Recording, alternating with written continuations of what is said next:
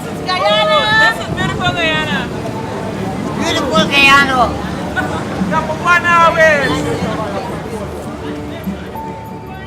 If you are looking at Guyana on the ground, then you're likely to lose the plurality of the landscapes, the diversity of the landscape, because it's when you leave the coast and get into the hinterland, when you cross the mighty Essequibo, or you're in the headwaters of the Berbice or the Essequibo, that you really see the magnitude of this country, the beauty of this country, the spectacular nature of our landscapes. And they're so diverse. Every region has its own peculiarity. You're in Region 1, and it's very different from the Route 1. You're in the New River Triangle, and it's completely different from the coast.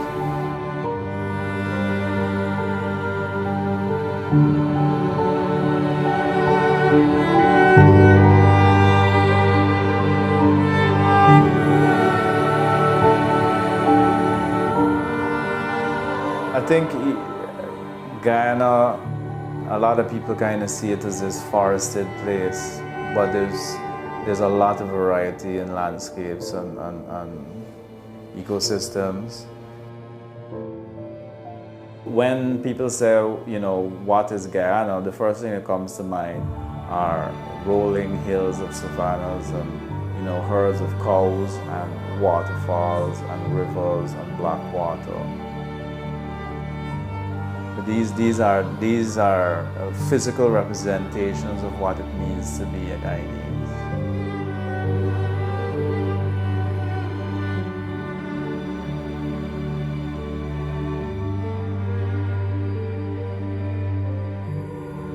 Any Guyanese anywhere in the world sees Kaieteur Falls, and it speaks to who they are as a Guyanese.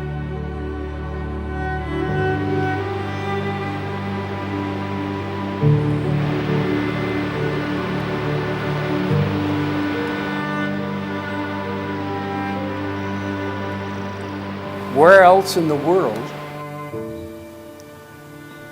can you see sights like that?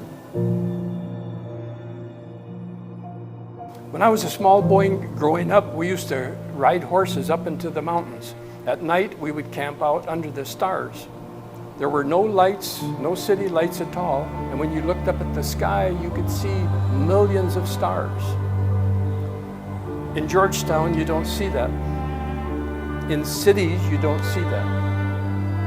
It's only when you get in a place like the Rupununi where you can see stars again. You can still experience that feeling of you being the first person there, you being the only person there, and just almost being able to listen to the wind, not hear any cars or music or anything. Listen to the sound of the spaces and experience it in a way that not much other countries or not much other areas allow you to.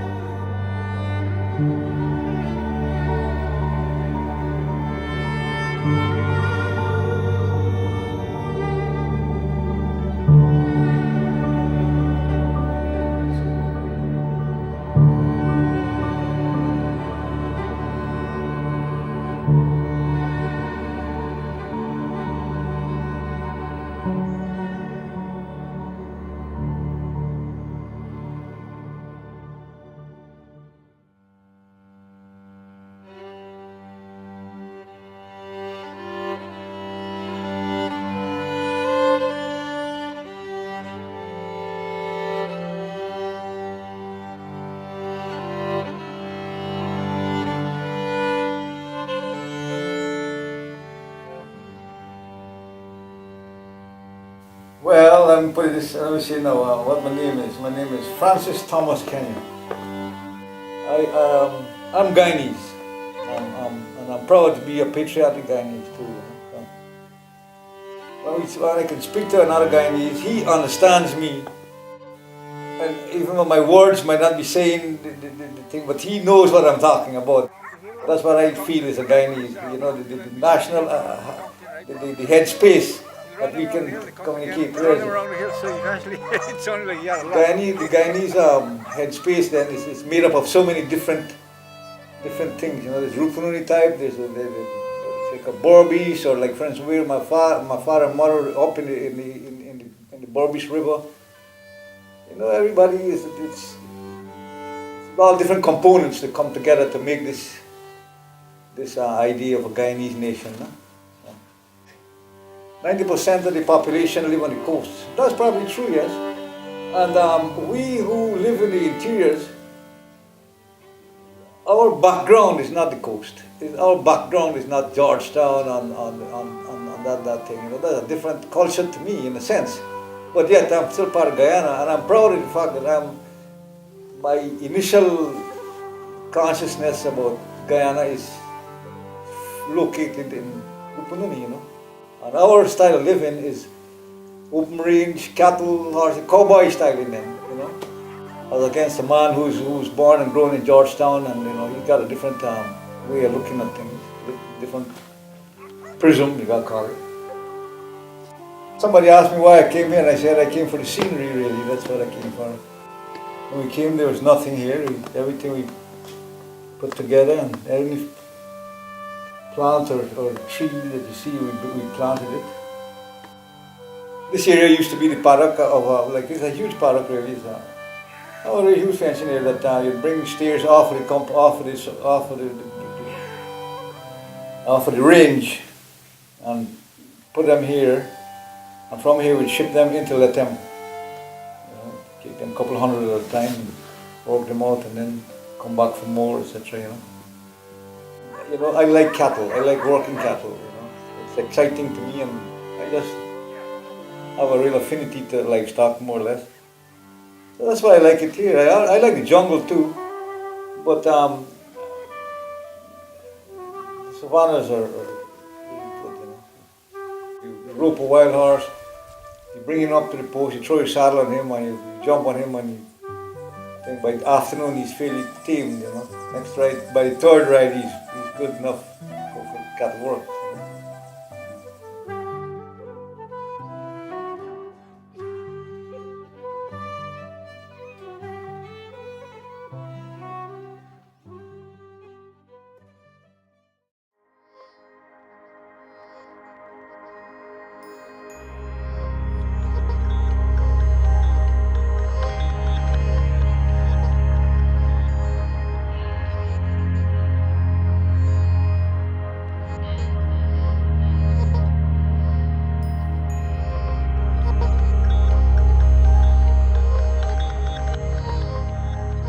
Being a Guyanese fills me with awe, but also with responsibility, that we have a responsibility to future generations, to educate, inform, share, exchange views, identify with problems, identify with challenges, but also try to find solutions which are creative and which will ensure that the natural capital we have is in the bank.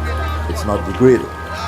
Whether it's to invest in tourism or in agricultural enterprises or in mining or in whatever sector, manufacturing, renewable energy, the sky is the limit.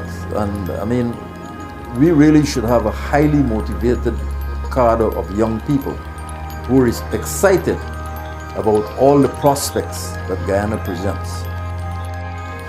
We're celebrating our 50th anniversary. We need to go and look at the lessons we've learned, the path that we have tread, the lessons we've gotten from our ancestors that we ourselves experience.